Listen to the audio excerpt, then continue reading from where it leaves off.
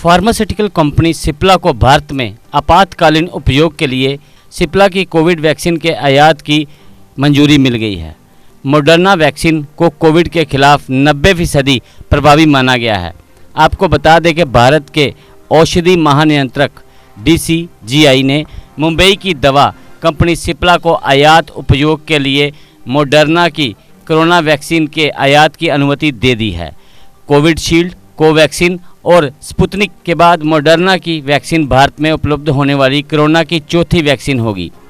सूत्रों ने बताया है कि DCGI ने ड्रग्स एंड कॉस्मेटिक एक्ट 1940 के तहत नई औषधि एवं क्लिनिकल परीक्षण नियम 2019 के प्रावधानों के मुताबिक सिप्ला को देश में सीमित आयात उपयोग के लिए मॉडर्ना के टीके का आयात करने की अनुमति दी है। मॉडर्ना ने एक पत्र में 27 जून को DCGI को बताया कि अमेरिका सरकार यहां उपयोग के लिए कोरोना टीके की एक विशेष संख्या में खुराक कोवैक्स के जरिए भारत सरकार को देने के लिए सहमत हो गई है। साथ ही उसने इसके लिए केंद्रीय औषधि मानक नियंत्रक संगठन CDSCO से मंजूरी मांगी है। सिप्ला ने सोमवार को अमेरिकी फार्मा कंपनी की ओर से इन वैक्सीन के आयात और विपणन की अनुमति देने के लिए औषधि नियामक से अनुरोध किया था। एक अधिकारी ने कहा है कि आपात परिस्थितियों में सीमित उपयोग के लिए ये अनुमति लोगों के हित में है।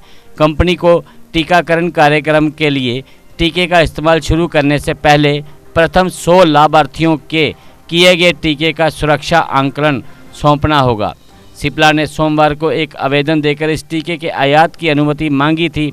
इस सिलसिले में उसने 15 अप्रैल को और 1 जून के DCGI नोटिस का हवाला दिया था।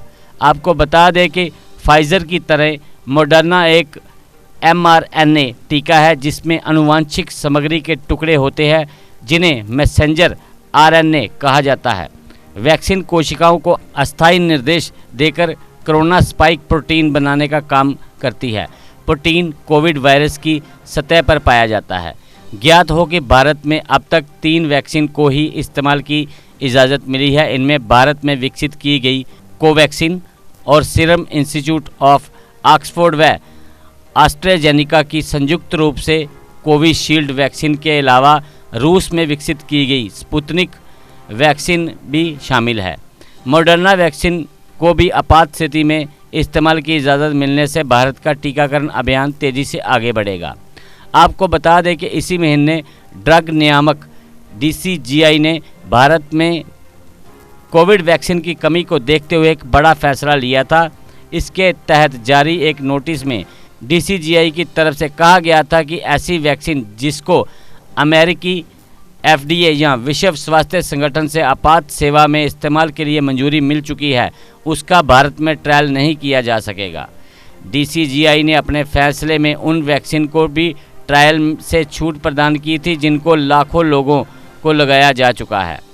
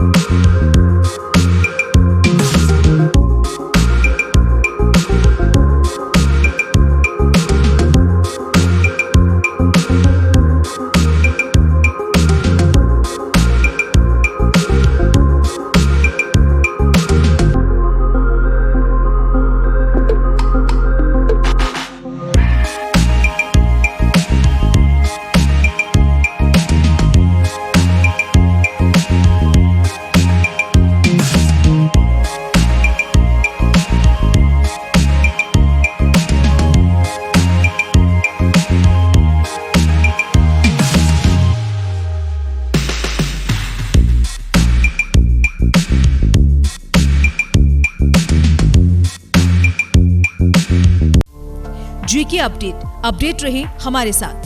अगर आप ये वीडियो YouTube पर देख रहे हैं तो हमारे YouTube चैनल को सब्सक्राइब करें और बेल आइकन को क्लिक करें।